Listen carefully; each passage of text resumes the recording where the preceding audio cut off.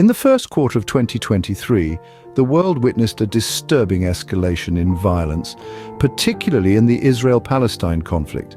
The seeds of discord were sown during the overlapping holy periods of Ramadan and Passover, and what followed was a series of tragic events that amplified the tensions between these two nations.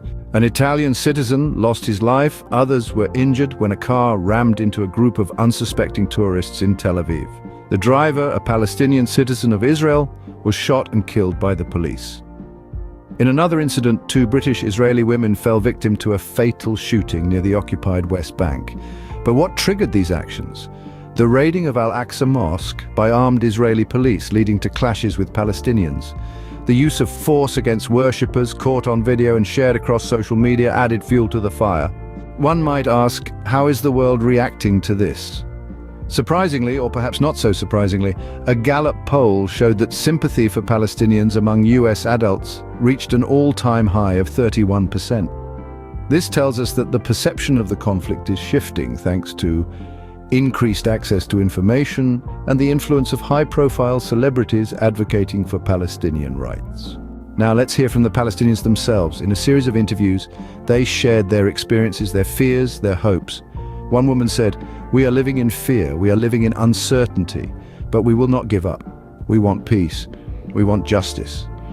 Another man, a father of three, shared, "We just want to live in peace. We want our children to grow up without the constant fear of violence."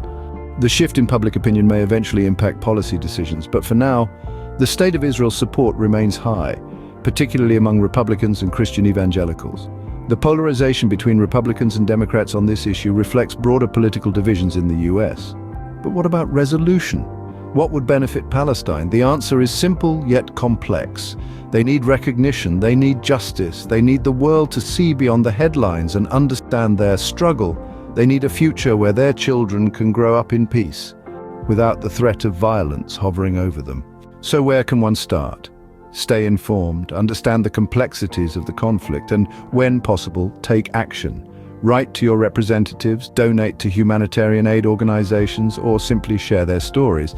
Because in the end, it is our collective action that can bring about change, our collective voice that can demand justice for Palestine.